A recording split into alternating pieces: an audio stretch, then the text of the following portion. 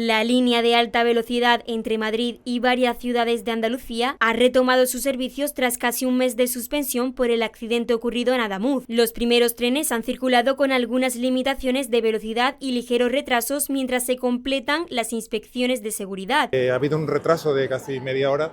Nos han informado que ha sido porque se está limitando en algunos tramos la velocidad. Además, muchos pasajeros expresaron cautela al pasar por la zona del siniestro, recordando el incidente. Un poco triste, pero bueno, a empezar de nuevo. Sentido un poco, ¿no?, de temor, de tristeza, todo lo que pasó, pero hay que seguir para adelante, la vida continúa. Cuando hemos pasado por el lugar del accidente, sí, pues claro, da un poco de impresión, ¿no? Desde Renfe y Adif aseguran que la infraestructura ha sido revisada y certificada, garantizando la seguridad de los trayectos, y se prevé que la normalidad se recupere progresivamente. Durante la suspensión del servicio, cerca de 72.000 pasajeros han tenido que buscar alternativas para desplazarse entre Madrid y Andalucía. como el avión o incluso en autobús, pero bueno, ahora que ya está el tren, pues seguiremos cogiendo el tren. Muchos servicios ya funcionan con normalidad, aunque la línea Madrid-Málaga seguirá operando de forma parcial hasta inicios de marzo, con traslados por carretera para algunos tramos. Los primeros pasajeros describen sus viajes como tranquilos y sin incidentes. Todo normal, no ha habido ningún tipo de resalto, ningún tipo de traqueteo ni nada. Nada, muy bien, sin problema, como antes. Ha ido como antes. Casi como siempre, sí, casi como siempre. Con la reapertura se espera que la movilidad entre Madrid y Andalucía vuelva a los niveles habituales, garantizando un desplazamiento seguro y fiable para todos los viajeros. Tan solo un día antes de que se cumpla un mes del trágico accidente de Adamuz, Granada, al igual que el resto de capitales andaluzas, vuelve a viajar a alta velocidad hacia Madrid. La estación de tren de Andaluces recuperó este martes su conexión de AVE con la capital de España. A primera hora de la mañana partió desde la estación el tren hacia Madrid, todavía con la incertidumbre entre los pasajeros, hasta que Adif finalmente confirmó la puesta en marcha del servicio, para el cual se había puesto a la venta los billetes un día antes. Hasta ahora había permanecido interrumpido, si bien se había habilitado una conexión especial convencional al vía sin alta velocidad. Durante las últimas semanas, los operarios trabajaron en rehabilitar y acondicionar de nuevo el tramo afectado por el siniestro, unas labores que, ya finalizadas, vuelven a permitir el paso de los trenes. Granada, por tanto, retoma su conexión con Madrid en viajes de 3 horas y media, y la estación de Andaluces, a la par, recupera la normalidad. Así está el talud desprendido en Alhora 2 semanas después de desprenderse en un tramo que no tiene fecha concreta de reapertura. Este martes 17 no se ha podido retomar al completo el AVE entre Málaga y Madrid por el problema del talud desprendido en la vía a la altura de Alhora. Un incidente que se produjo el pasado miércoles 4 de febrero debido a las intensas lluvias en la jornada virulenta de la borrasca Leonardo. 2 semanas después, 101 Televisión ha podido comprobar cómo están los trabajos de reparación en el terreno, y todavía hay bastante tierra encima de las vías, mientras la maquinaria del administrador de infraestructuras ferroviarias redobla los esfuerzos. Además, la catenaria que se vio deteriorada sigue colgando, y se ven los restos de la trinchera caída. De momento no hay fecha concreta para la reapertura del tramo. Fuentes de Adif han explicado que no hay fecha concreta para la reparación de esta bifurcación entre Govantes y Alhora. Desde el ente estatal que se ocupa de la cuestión ferroviaria apuntan que hay personal técnico trabajando en la reparación de los daños con el objetivo de restablecer la circulación en el menor plazo posible, y añaden que en estos momentos no contamos con una fecha concreta para la reapertura del tramo. Lo que está claro es que queda trabajo por hacer en Alhora. Por su parte, la operadora Renfe ha contemplado el plan alternativo de transporte para la alta velocidad entre Málaga y Madrid, con transbordo en autobús hasta la estación de Santa Ana, en Antequera. Renfe ha puesto una tarifa básica de 22 euros para estos trenes que tienen más duración de lo habitual y cuyo viaje puede extenderse más allá de las 4 horas y media. Renfe restablece hoy martes 17 de febrero el servicio de alta velocidad Madrid-Andalucía. Sin embargo, Madrid-Málaga no recuperará su operativa normal previsiblemente hasta inicios de marzo, por la demora en los trabajos de Adif en el tramo de vía de Alhora, donde se desprendió un talud. Como plan alternativo, Renfe incluirá un traslado por carretera, en autobús, entre Antequera y Málaga para paliar las molestias durante el mes de febrero. El transbordo se hará en principio en Antequera-Santa Ana, según han informado desde la compañía, y desde allí se retomará el viaje en tren hacia Madrid. 5 son los protocolos que el IEF Benalmádena tenía abierto. El instituto al que acudía la menor de 14 años que este pasado fin de semana se quitó la vida. Desde la Junta de Andalucía y las autoridades descartan que uno de estos protocolos sea de la alumna. Lo que sí se está investigando son las redes sociales por posible ciberacoso que recibiese la joven de 14 años. También se está analizando el entorno educativo que puede ser claro para esclarecer más datos sobre este suceso. Hoy en el IEF Benalmádena le rinden homenaje a su compañera Ángela. Estamos pendientes del informe de la inspección educativa, pero de lo que sabemos hasta ahora no teníamos constancia de que ni hubiera una denuncia de las familias de que hubiera una posible situación de acoso en el centro escolar, pero que yo no descarto que pudiera producirse una situación de ciberacoso, porque nos está pasando en muchos centros, no en los centros educativos, sino en la sociedad. Saben que nosotros hemos hecho ahora un congreso nacional para la convivencia en la era digital, y lo que hemos tratado de trasladar es que desde los centros educativos solos no podemos. Esto es una cuestión de la sociedad, porque no está ocurriendo dentro del centro educativo, donde a día de hoy nosotros no tenemos constancia, ya digo, de ninguna denuncia ni de ninguna actuación. Es un centro que tenía abierto otros protocolos de conductas autolíticas, tenía abierto otros protocolos de acoso, pero no en el caso de Ángela, porque no teníamos ese conocimiento hasta donde hemos llegado.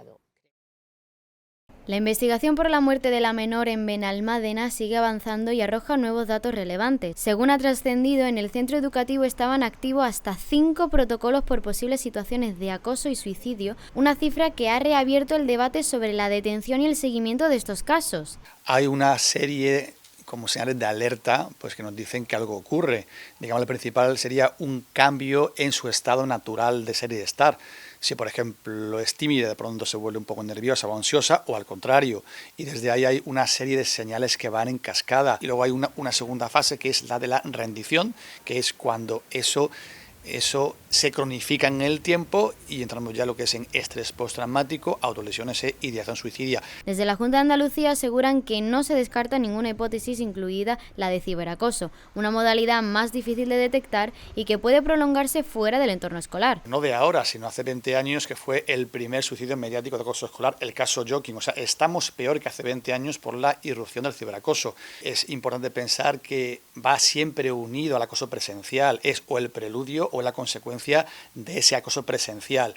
De manera que, por supuesto, en ciberacoso cualquier control parental para que el padre o la madre pueda estar atento, pues si pasa algo, obviamente, si ya hay indicios de algo, obviamente revisar el teléfono móvil, porque lo primero es la seguridad del menor. Pero los expertos advierten de la importancia de actuar con rapidez y también dotar a los menores de herramientas de asertividad.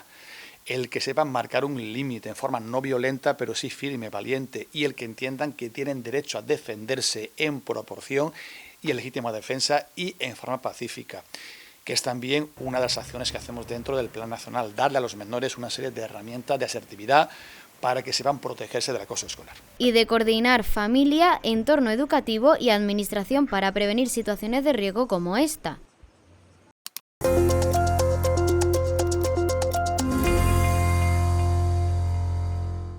La Junta ha presentado el Plan Andalucía Actúa, cuyo objetivo es adelantar al máximo las medidas de choque para lograr una normalización lo antes posible de la vida cotidiana en las áreas que, evidentemente, están más afectadas. Estamos trabajando sin descanso para que lo antes posible Andalucía recupere su normalidad.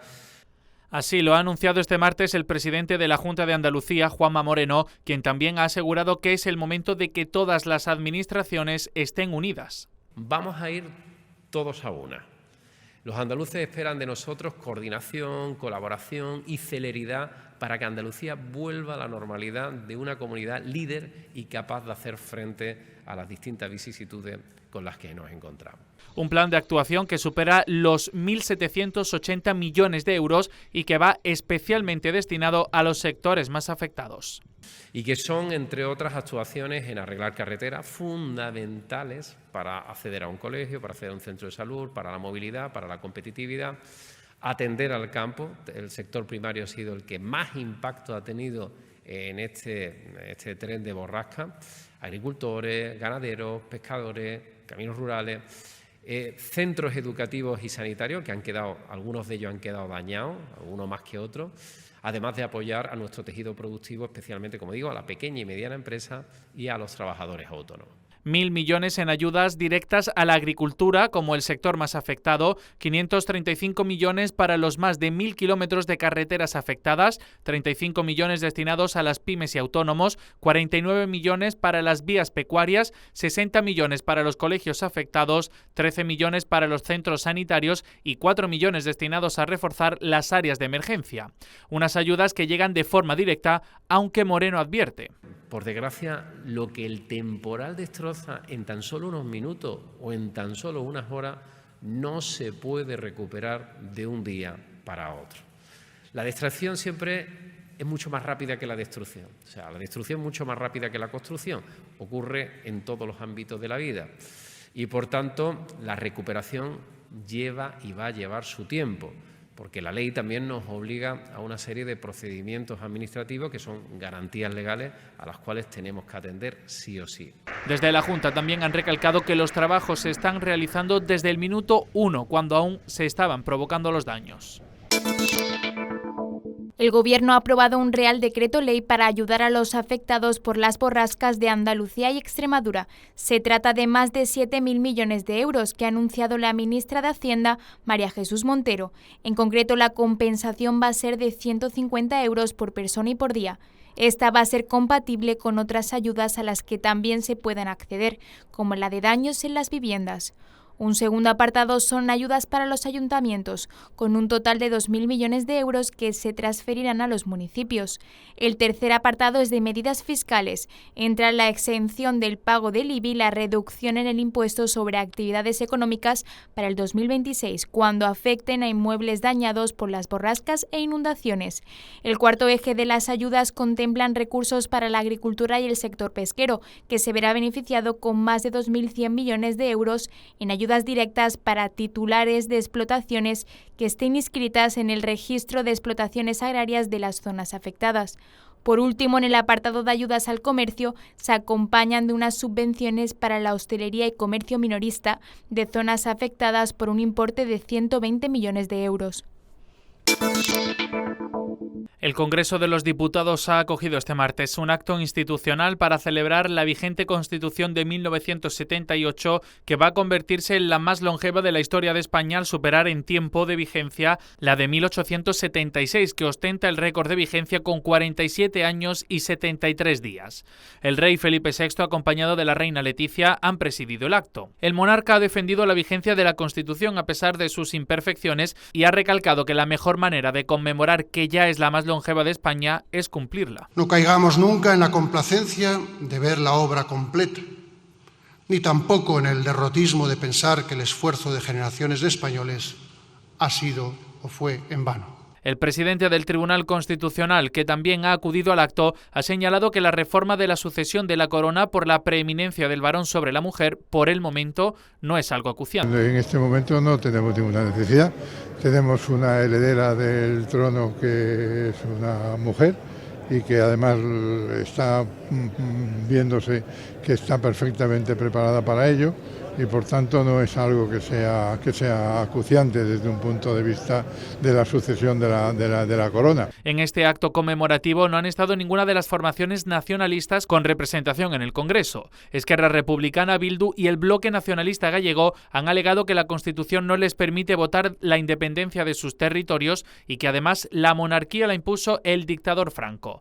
Al término de la ceremonia, los reyes han inaugurado la exposición de la Constitución Española de 1978, nuestra Constitución más longeva, un proyecto, un consenso, un país de derechos y libertades, organizada por el Ministerio de Presidencia y la Agencia EFE.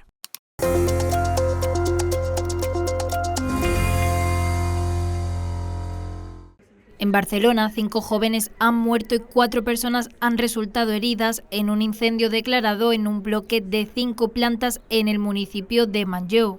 El fuego se inició este lunes por la noche, hacia las 9:10, en un trastero situado en la azotea del edificio.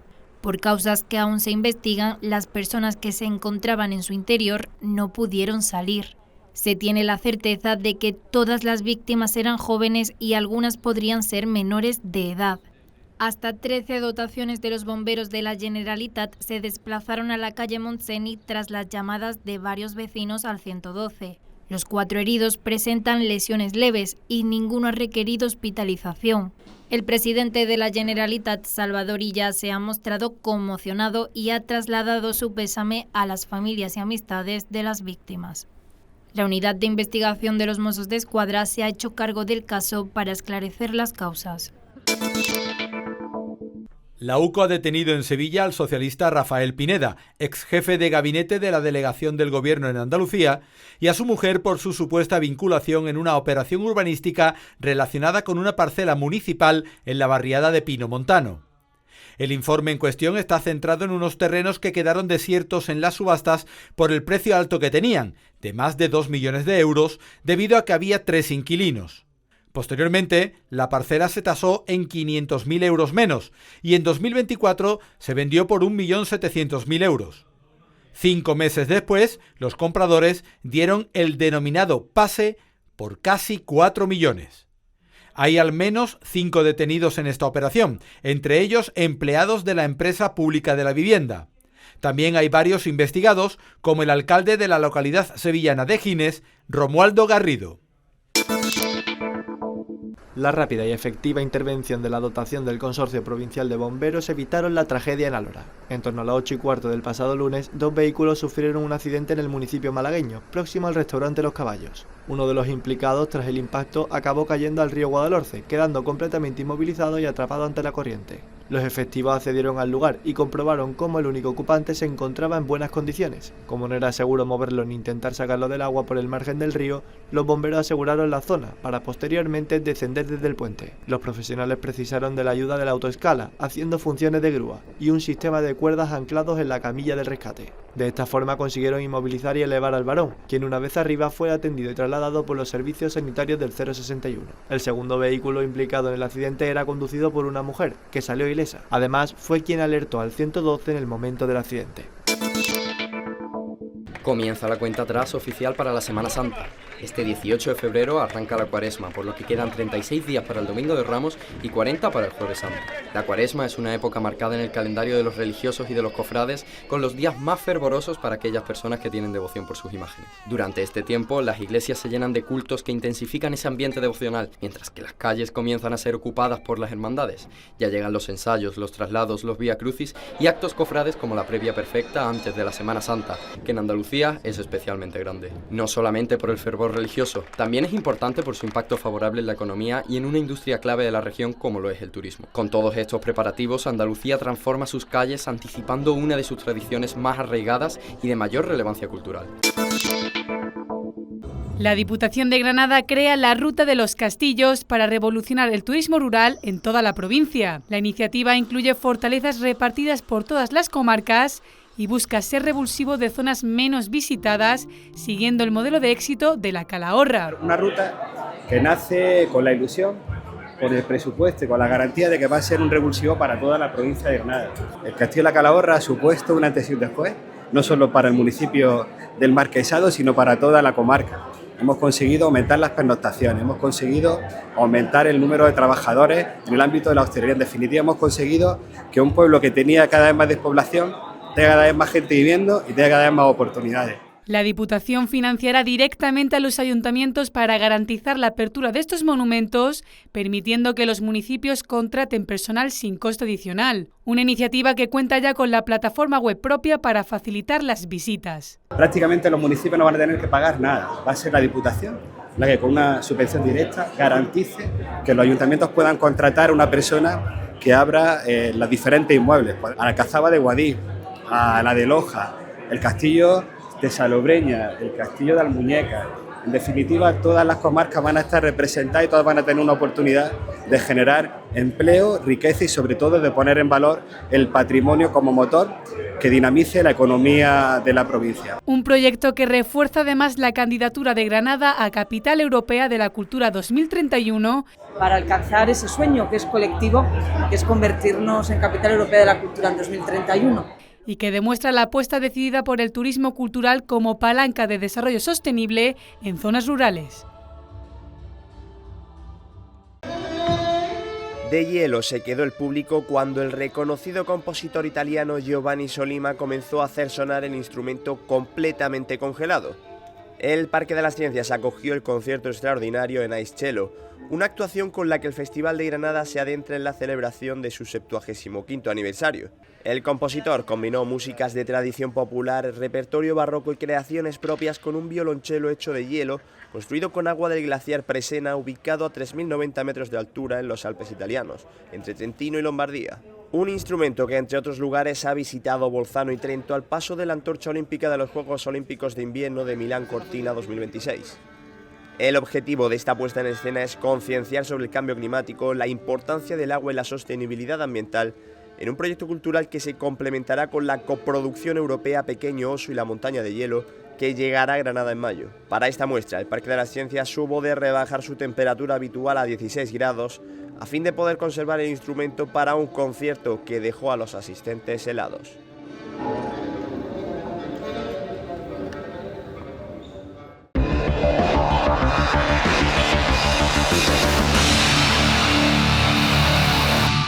El Real Betis ha presentado la equipación ecológica que lucirá el sábado en la Cartuja ante el Rayo Vallecano. Los verdiblancos y Hummel han sacado una camiseta con olor a azahar y que es la primera en ser fabricada con naranjas. El motivo de esta campaña, que el Betis realiza desde el año 2021 con su plataforma de sostenibilidad Forever Green, es poner en valor el patrimonio natural urbano como garantía de descenso de temperaturas, refugio climático y calidad de vida en las ciudades. El Fútbol Club Barcelona ha caído este lunes ante el Girona en Montilivi por 2-1, en el último partido de la 24ª jornada, donde con este resultado perdió el liderato. Los azulgranas desperdiciaron un penalti errado por Lamine Yamal al final de la primera parte y vieron cómo los de Michel le remontaban el tanto inicial de Pau Cubarsí. El partido estuvo muy entretenido durante todo el encuentro. Cubarsí de cabeza abrió la lata en el minuto 58, aunque la ventaja le duró poco al cuadro culé, apenas 2 minutos, lo que tardó Tomás Lemar en empatar el partido. Fran Beltrán, saliendo desde el banquillo, consiguió darle la vuelta en una acción muy protestada por el cuadro visitante, que no consiguió neutralizar el tanto. Los de Flick buscaron el empate y soñaron con él en el descuento, cuando Robert Lewandowski consiguió ver puerta, aunque la acción fue anulada por fuera de juego. Joel Roca fue expulsado antes de tiempo tras una entrada fuerte a Lamine Yamal, donde hubo un poco de polémica. Los 3 puntos se quedaron en Montilivi y el Barcelona tendrá que esperar un tropiezo del Real Madrid para volver al liderato. Derrota del Málaga en su desplazamiento a tierras vascas. Los malaguistas perdieron por 2-1 en Anoeta ante la Real Sociedad B. Es la segunda derrota seguida como visitante y se da la misma condición. Nuevamente el cuadro de Funes se siente perjudicado por la actuación arbitral, donde el propio técnico habló tras el partido.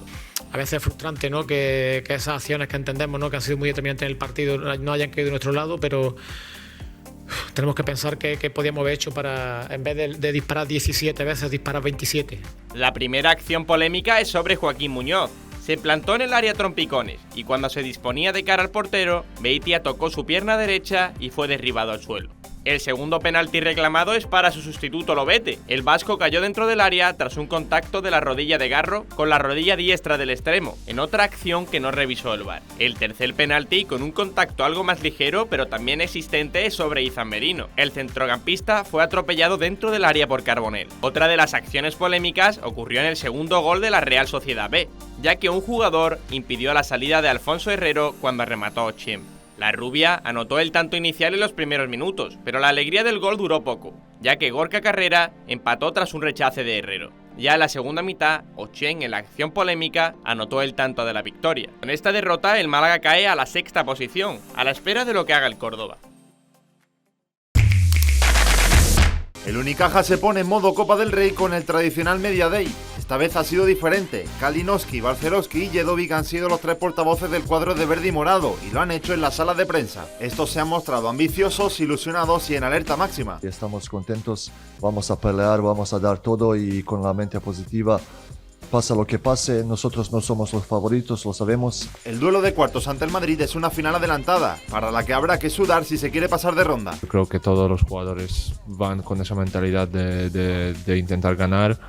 Ya hemos demostrado que podemos competir contra los grandes equipos y creo que queremos hacer lo mismo en la Copa. Si hay algo que tiene en jaque a la afición cajista son las lesiones, aunque de momento Tyler y Oleg dan un mensaje tranquilizador. Sí que estuve un poco tocado de las últimas semanas del tobillo y del gemelo, pero yo creo que con estos días también voy a recuperar ya 100% y voy a estar bien. Tengo un problema con mi hombro y mi mano.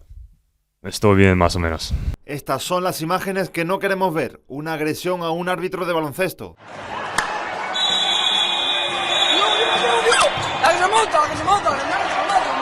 Ha ocurrido en partido de tercera federación entre el Toscones Corralejo de Tenerife y el Pro Basket Lab de Fuenlabrada. El colegiado pitó una falta a un jugador de los tinerfeños y este empujó al árbitro y ya en el suelo le agredió con una patada. Roger Pinjol, la víctima de la agresión, ha necesitado asistencia médica hasta en 2 ocasiones y asegura que ya ha denunciado la acción. Del 18 al 22 de febrero, más de 800 kilómetros por las rutas de la comunidad andaluza. Un trazado ideal para clasicómanos y corredores ofensivos, sin grandes altitudes, pero con mucho terreno para la batalla y finales exigentes. La Vuelta a Andalucía, que cumple 101 años de historia, unirá costa e interior, mostrando la riqueza paisajística de la comunidad. La carrera arrancará en Benajabéis con final en Pizarra y continuará desde Torrox hasta Otura, ya en tierras granadinas. El viernes la tercera etapa partirá desde Jaén con llegada en Lopera, en un final explosivo. La penúltima jornada se disputará en la provincia de Córdoba entre Montoro y Pozoblanco, con la montaña como protagonista. Y el domingo 22 la gran final entre la Roda de Andalucía y Lucena, donde las ascensiones decisivas marcarán el vencedor final. Una edición extraordinaria con 9 puertos de montaña y más de 810 kilómetros de emoción y, cómo no, con 101 Televisión por los 101 años también que lleva la Vuelta Ciclista Andalucía. La cita olímpica invernal de Milán Cortina da la posibilidad de conocer a numeroso talento deportivo y también la oportunidad de que entre los deportistas generen sus propios vínculos. Estos Juegos Olímpicos están siendo de todos menos fríos, ya que han agotado los 10.000 condones disponibles de la Villa Olímpica. Sí, lo que escucháis bien, 10.000 profilácticos se han esfumado en apenas 72 horas, retirados por un total de 2.800 atletas, donde haciendo las cuentas, eso da casi 4 por cabeza en 3 días. Una cifra que quedó insuficiente y su reposición de este método anticonceptivo se ha puesto ya en marcha. La organización ha garantizado que hasta el final los atletas van a poder contar con suministros. Con el siguiente comunicado, se están entregando preservativos adicionales que se distribuirán en todas las villas. Se repondrán continuamente hasta el final de los Juegos para garantizar su disponibilidad, por lo que los atletas tendrán un problema menos y podrán centrarse en el deporte.